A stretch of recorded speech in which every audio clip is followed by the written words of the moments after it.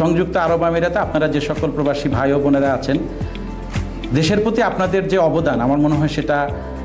আলাদা করে বলার কিছু নেই। আপনারা দেশের আর্থসামাজিক উন্নয়নে যে পরিমাণ অবদান রেখে যাচ্ছেন, তার জন্য আমি মনে করি বাংলাদেশের সকল মানুষ আপনাদের কাছে বিশেষভাবে কৃতজ্ঞ, এবং